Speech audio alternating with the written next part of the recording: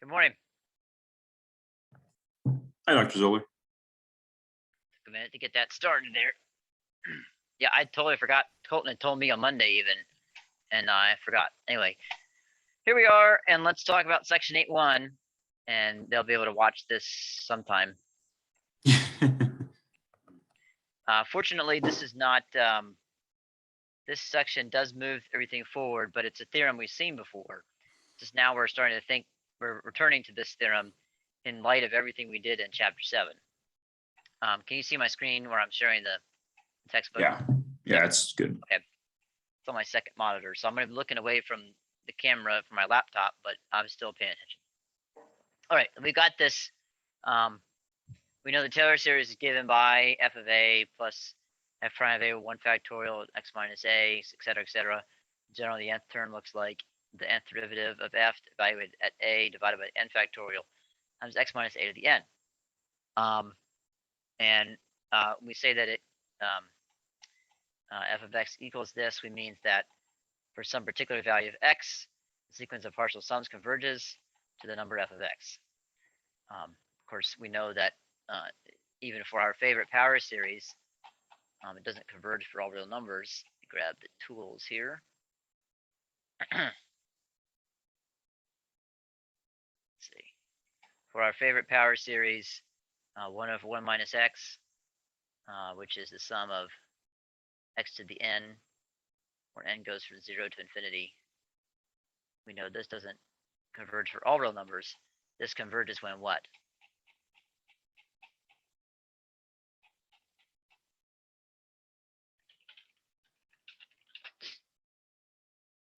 Only for like x less than 1, I think.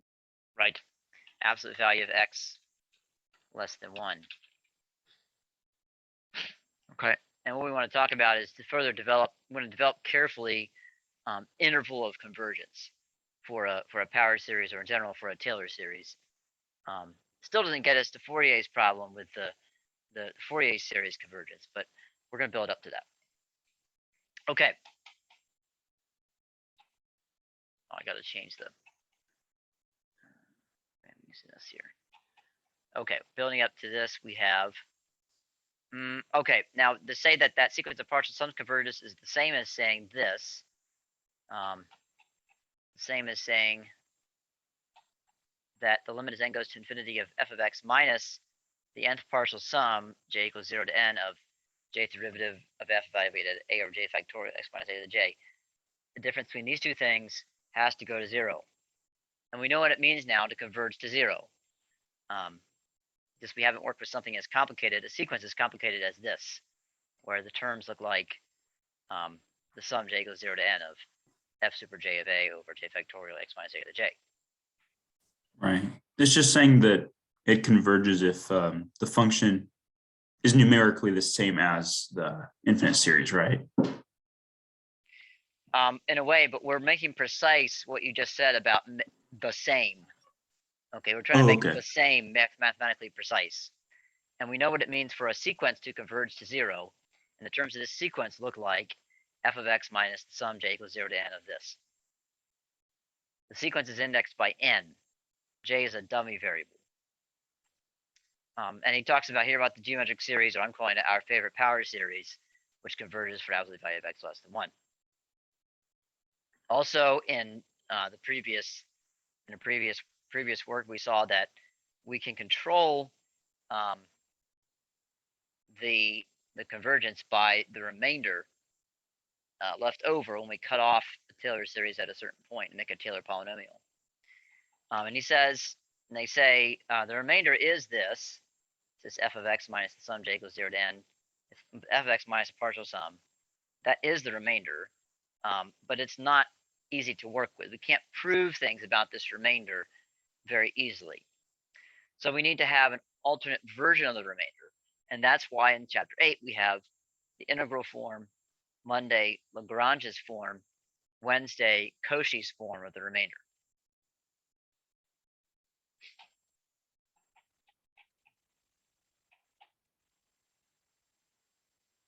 Okay, and we know from theorem 5.9 for chapter 5, the integral form of the remainder is already here. It's 1 over n factorial, integral from a to x of n plus first derivative of f at t, x minus t to the n dt.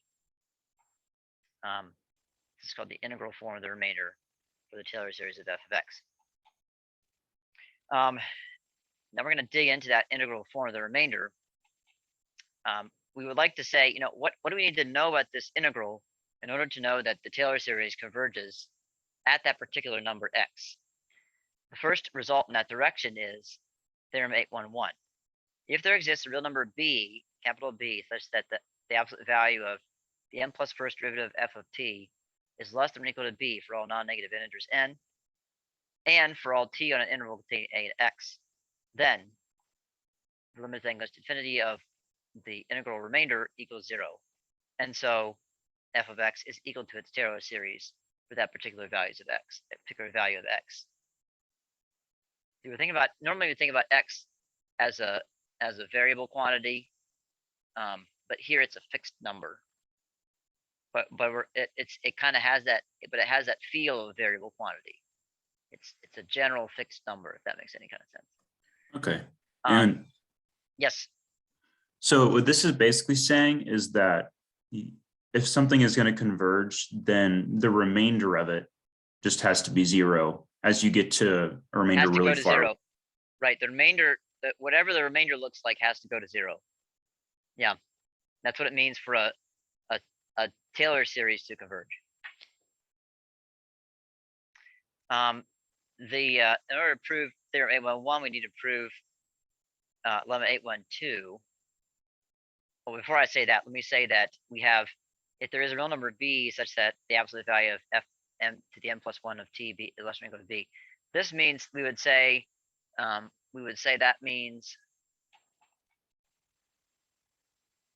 that the n plus first derivative is bounded. And we would actually say uniformly here. It's bounded uniformly. But it has to be for all non-negative. The b has to work for all non-negative integers n. So it has to work for 0 and 1 and 2. In other words, when n is 0, we have the first derivative, n is 1, we have the second derivative, and is 2, we have the third derivative.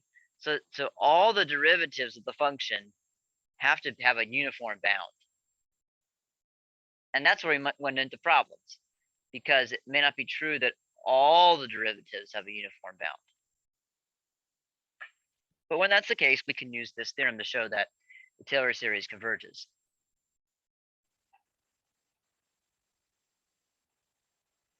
Okay, moving on to the lemma, which is not assigned for homework, which we're going to try to do in class today.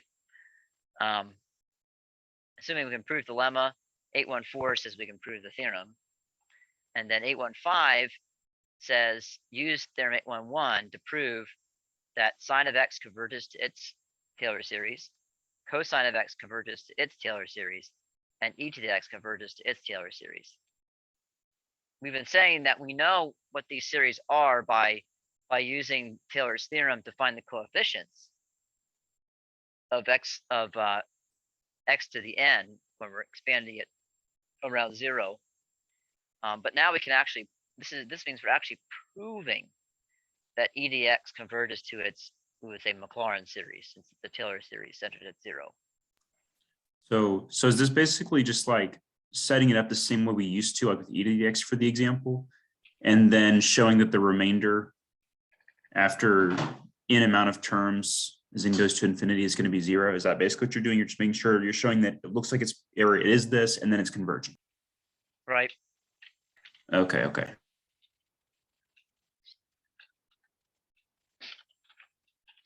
And what we're saying here is that what we'd say, another way to say problem 815 is the Maclaurin series of each of these functions converges for all real numbers x. Okay.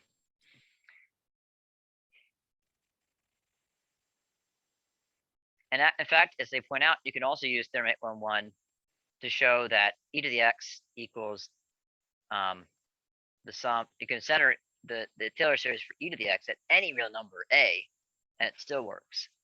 That's pretty neat. least it's supposed to be pretty neat.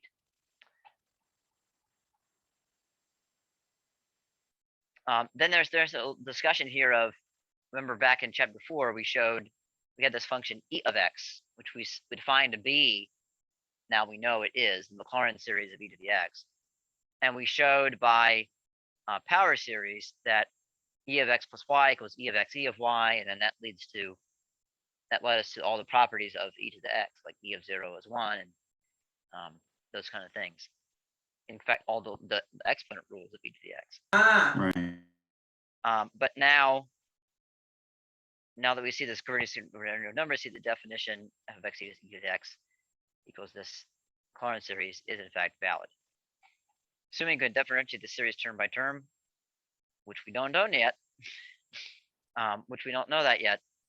we know that f prime of x equals f of x. What they mean by that is,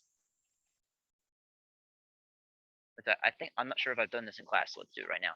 We've got e to the x equals 1 plus x squared over 2 factorial plus x cubed over 3 factorial plus ... Let's take the derivative of this.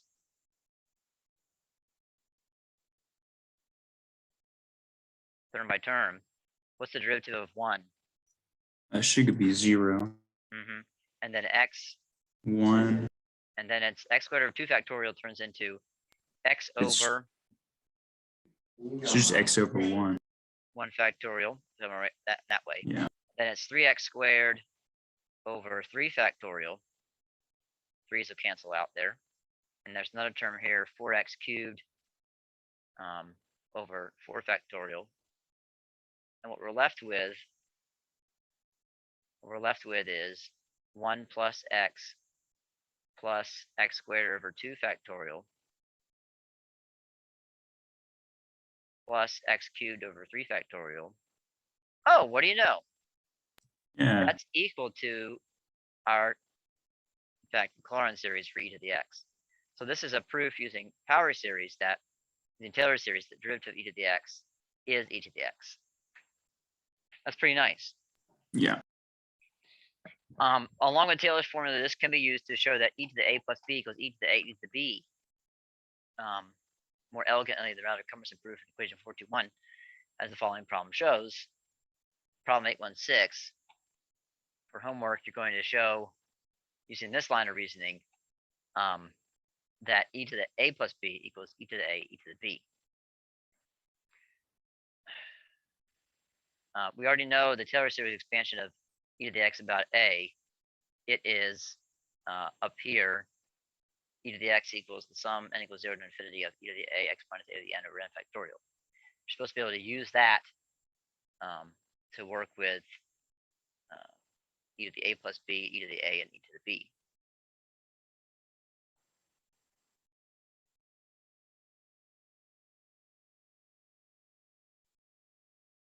Then there's a discussion of the difficult one example of when this integral remainder of Taylor series is insufficient to show convergence.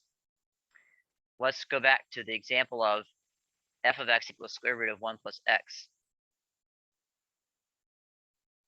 F of x equals square root of 1 plus x, right here. By Newton's binomial series, that is equal to, well, we see that the coefficients of the terms look like this: 1/2, 1 minus 1/2, 2 minus 1/2 times n minus 1/2 for the nth term. The problem with this sequence of coefficients, if we try to the sequence of derivatives evaluated at 0, is that if we wanted to find a bound b that works, we can't, because as the authors note, the sequence grows without bound as n goes to infinity.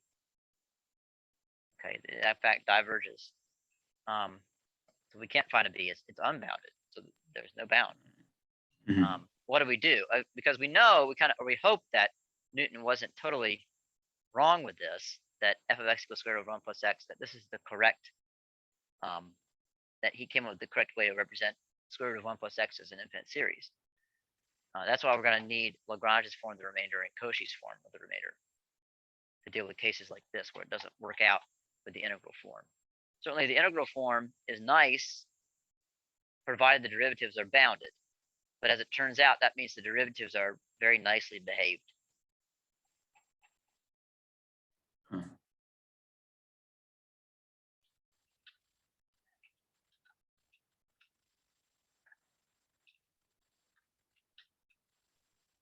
So is what like Lagrange and Cauchy do, is it just like two completely like alternate methods, or is it just generalizing the integral remainder to make it like a more generalized thing in which the integral remainder falls out as a special case? Is that what that's saying? Let's take a peek. Lagrange's form of the remainder looks like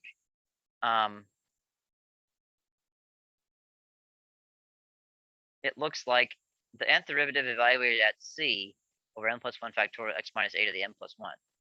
In Lagrange's form of the remainder, there's no integral at all. Huh. The remainder is expressed entirely in terms of the first neglected derivative. Okay.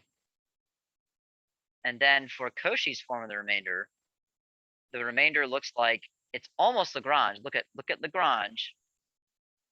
Nth derivative evaluated at c over n plus 1 factorial x minus a to the n plus 1.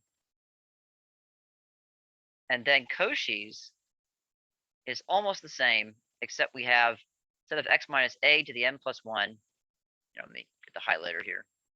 Instead of x minus a to the n plus 1 here, it's x minus c to the n times 1 factor of x minus a. Huh. Okay. They're almost alike, and then instead of dividing by n plus 1 factorial, we're dividing by n factorial here in Cauchy's form of the remainder. In both Cauchy and Lagrange's form of the remainder, there's no integral to evaluate, and therefore no integral to bound. Right. Although it turns out, we're gonna have to do that in the proof, right? There's no getting around it. There's just no getting around it. Yeah.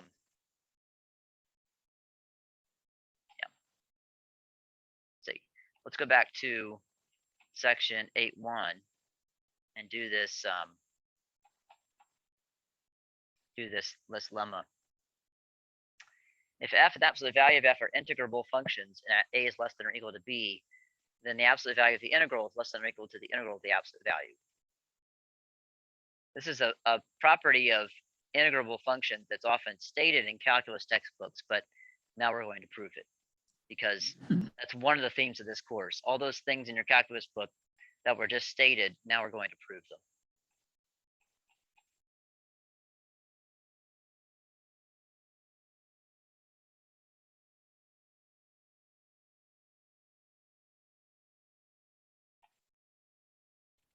Okay, let's see. We know f and absolute value of f are integrable. That means that we can take their integrals without any issues. Okay. It's the function 1 over x is not integrable if it's integrating over an interval containing 0. Right. Oh, okay. Right? So that would be an integral of a non-integrable function. We can make it even worse, and we might by the end of this course see a function that is not integrable over an entire interval of real numbers. Like it's not integrable over 0 to 1. That'll be a weird sort of beast that we have to conjure up out of, like we have to cast a magic spell almost to do that. And in a sense, the end of the 19th century was mathematicians conjuring up these wild beasts of functions, and then calling in the knights to slay them. That's what Weierstrass. You can think of Weierstrass as a knight in shining armor, or at least telling us that these are tame monsters and we need not fear them because they are rare. They are rare. Okay, let's see if we can do this here. We need to use the we need to use the grab the spotlight. We need to use the hint here. Let's look at the hint. The negative absolute value of f of t is less than or equal to f of t is less than or equal to absolute value of f of t. This is a property of absolute value that you may have run into when you were trying to prove the triangle inequality. Mhm. Let's just make sure we believe this.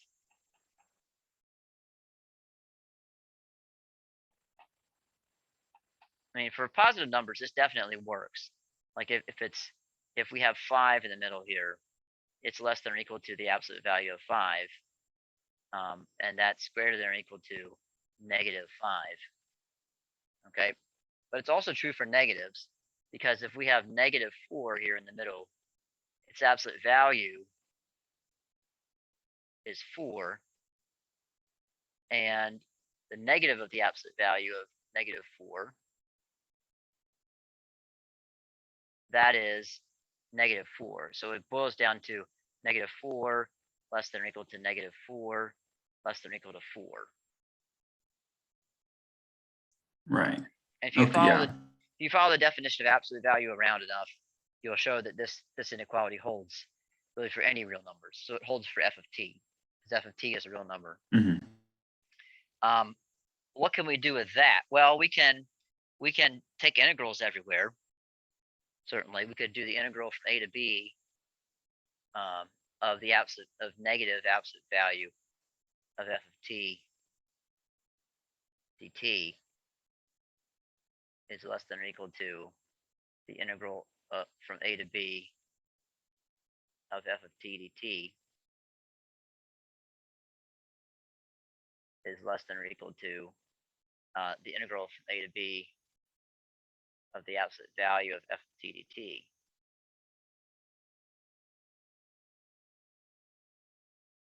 Okay, now, what does that do for us? Well, or how is this even related? Well, we need to get a handle on, we do see something that's hopeful, because we need to have integral from a to b of absolute value of f of t. And there's that sitting right there. Mhm. Okay, so it remains to wrap up if we could somehow make either these two, this part of the inequality, turn into absolute value of f of t, integral of f of t, or if we could use the entire thing, turn into absolute value of f of t dt, integral of absolute value of integral of f of t dt, we'd be finished. Well, the integral from a to b of f of t dt, that is a real number. Mhm.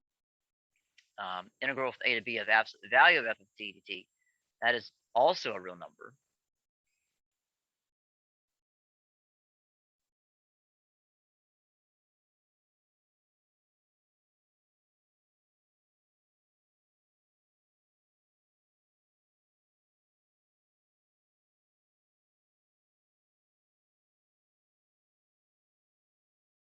You want to be careful here to not assume what we're trying to prove.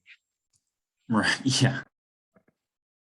So we've got this inequality when we take the integral of everything, because we're just assuming that integrals have this property of it preserves inequalities, basically. If two numbers are, one is less than the other, then the integrals follow the same relationship. Oh, but the absolute value of okay, but the absolute value of but what would it mean? What does it mean when we say, let's go look at something a little bit different here. Let's see. Let's make a line here.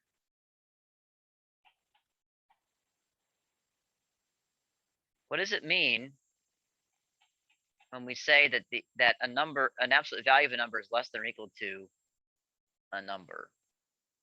Like if when we have absolute value of x less than or equal to 5, let's expand that without using absolute values.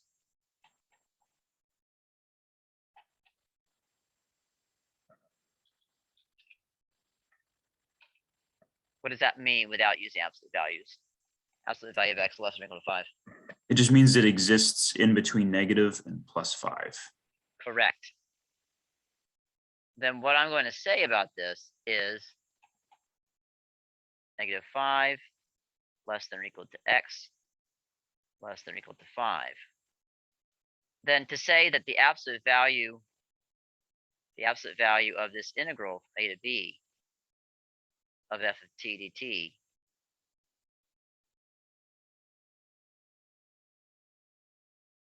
is less than or equal to 5 means that -5 is less than or equal to the integral from a to b of f of t dt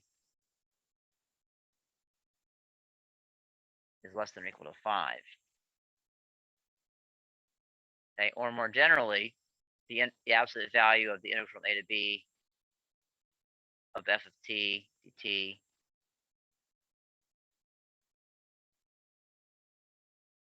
less than or equal to what we want it to be, less than or equal to the integral from a to b of f of t dt.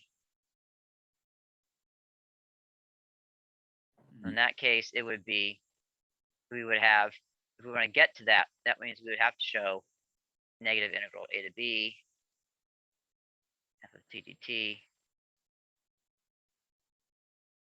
less than or equal to, now, provided the absolute integral from a to b is f of t dt is positive. Let's see, less than or equal to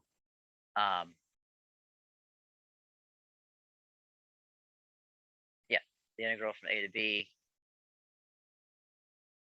of f of t dt. Oh, sorry, we got absolute values on these. Absolute value here. There we go. T less than or equal to, I'm running out of space here on my screen. A to b absolute value of f of t dt. This is what we would like to get to. Have we gotten close to that with the inequality above? Yeah, it looks pretty close. Like, is this bit right here, is that this? Wait, I think that is that. It is the same, because Yeah. the negative integral of the negative becomes negative of the integral. Okay. Yeah. So now it's all wrapped up. We know, so here's here's the proof. Here's the proof.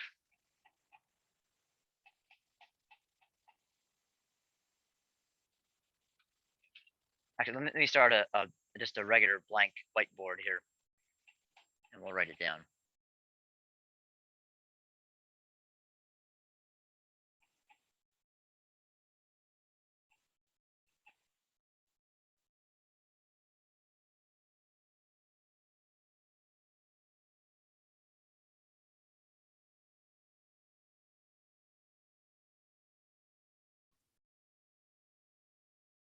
There we go. All right, proof of lemma 812.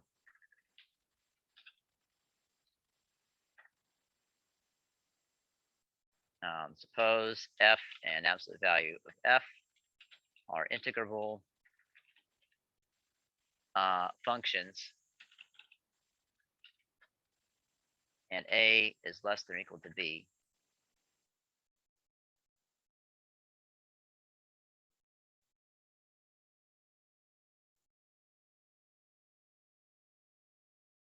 Where it's assumed that we're saying a and b are real numbers.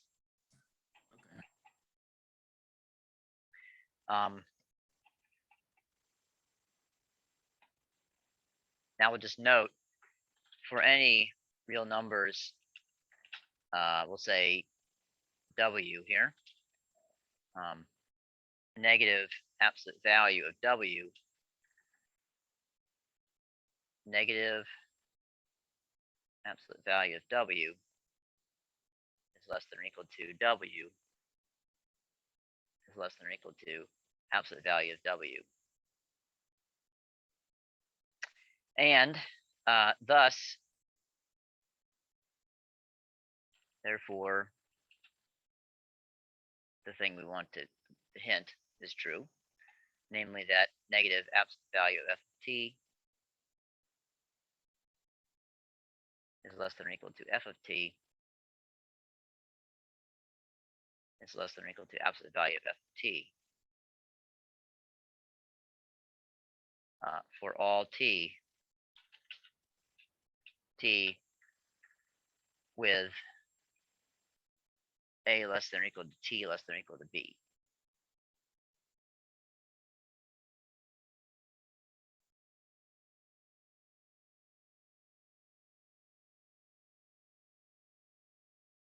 Okay.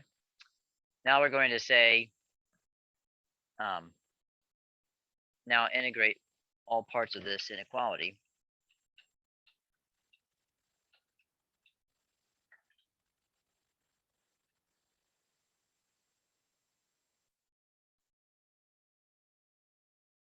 And we have the integral from a to b of negative absolute value of f of t, t, which is less than or equal to the integral from a to b, the absolute value of f of t, t, which is less than or equal to, whoops, I don't need those absolute values there. That did not belong. There we go, let me erase those. Back in there. T. Okay, less than or equal to integral from a to b of absolute value f t, t, which the left-hand side is now negative integral from a to b of absolute value of f of t dt, t, less than or equal to integral from a to b of f of t dt, less than or equal to the integral from integral a to b of the absolute value of f of t, t.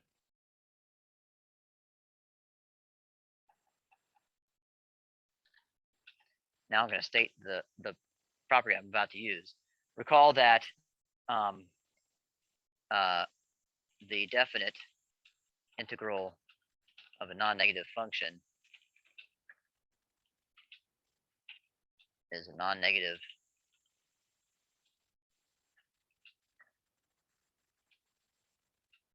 real number. Thus,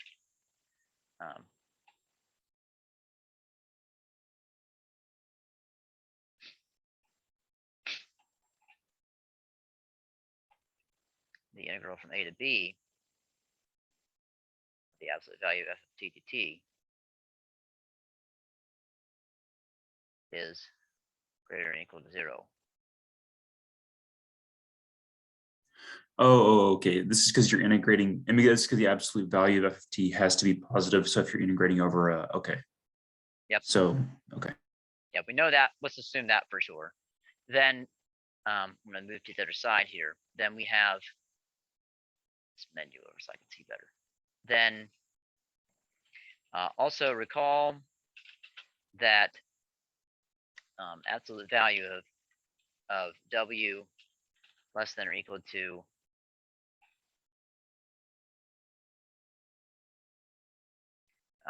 b is equivalent to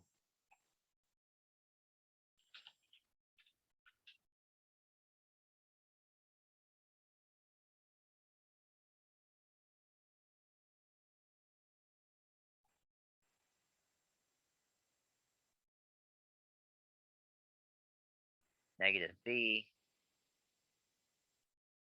less than or equal to w less than or equal to b when b is greater than or equal to 0.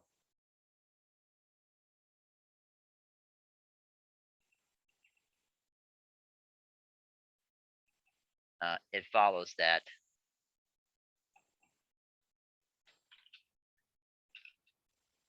the desired result is true, namely that the absolute value of the integral from a to b of f of t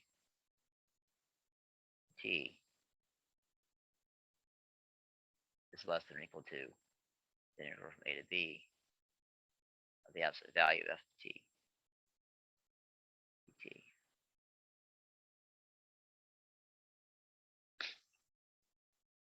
Okay, and there's the proof. Yes. So lemma 812 is proved.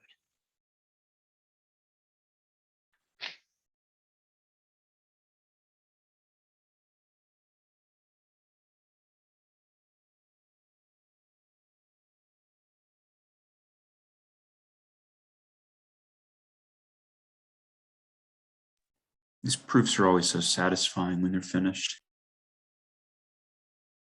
I agree.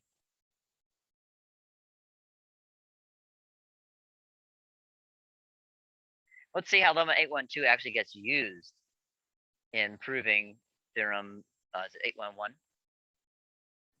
I think it's 811, yeah. Yes, 811. This menu around here. Let's see. I'm gonna select. No, I'm gonna delete everything. I'm gonna stop saving this turn screen right now. Okay, let's talk about how to do that.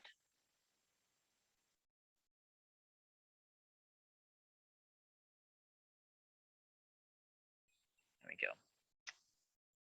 Let's see. Because we've got, oh, wrong one.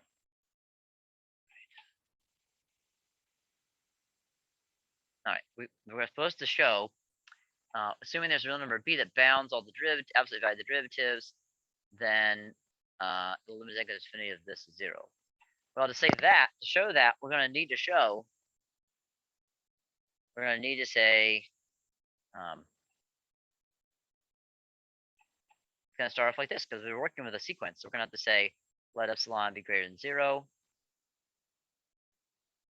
Let n be equal to something. This is what we have to figure out for the proof. And then let small n be bigger than big N. Then we're going to show that the absolute value of 1 over n factorial integral from a to x of f super n plus 1 of t x minus t to n dt, we're going to show by some sequence of steps that this is less than epsilon, excuse me, depending on the fact that n is bigger than big N. Small n is bigger than big N. Well, we already know from what we've just done that the absolute value of that mess is less than or equal to, well, first of all, the 1 over n factorial comes out. So and then it's the integral from a to x of the absolute value of that integrand dt.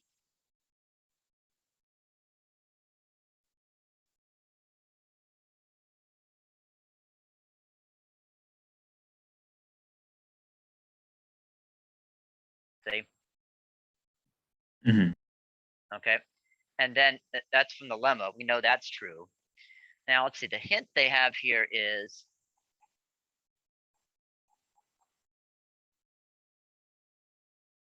I'm going to use problem 748 of chapter 7. We'll assume that we know what that is.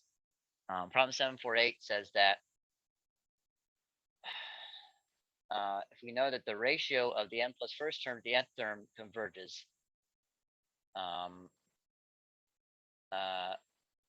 and that L is less than 1, then the sequence has to converge. So what it means is, and actually maybe part B is more pertinent, that limit of angular affinity of c to the n over n factorial is 0. It's probably part C it will need, because we've already got n factorial sitting in here in the denominator.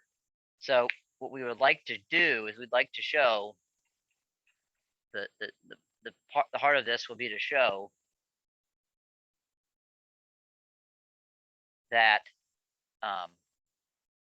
the integral from a to x of the absolute value of f super n plus 1 of t times x minus t to the n dt, that this is hopefully maybe either equal to or it's less than or equal to, which would also be fine, some constant to the n.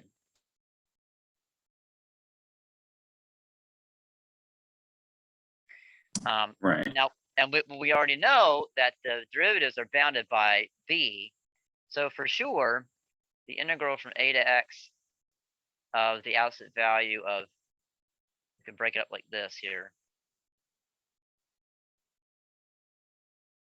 minus t to the n. This is less than or equal to integral from a to x of b, absolute value of x minus t to the n dt.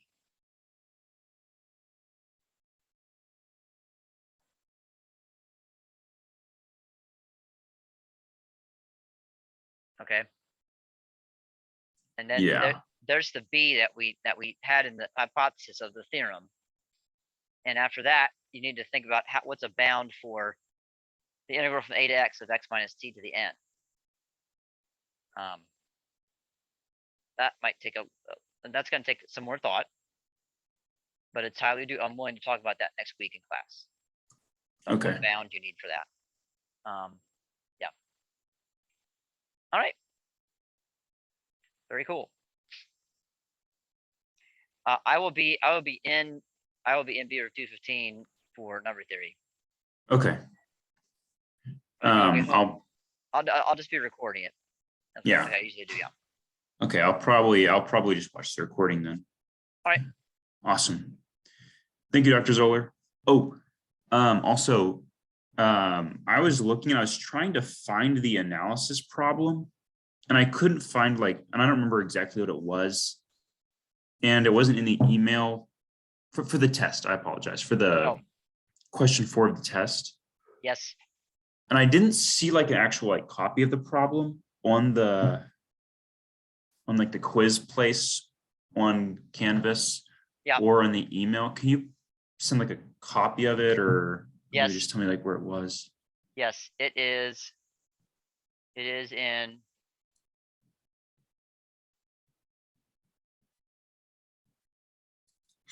You find it. Is it in 5? Hold on.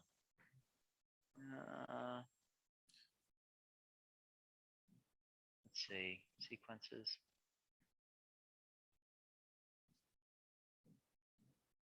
No, it can't be there because we did chapter 5. Series anomalies. Here we go. There it is. It is problem 5.2.3 in section 5.2. Show there is a rearrangement of the alternating harmonic series which diverges to infinity. Yes, that one. Yep. Oh, now I know exactly what you're talking about. Okay, sweet. Problem. Okay.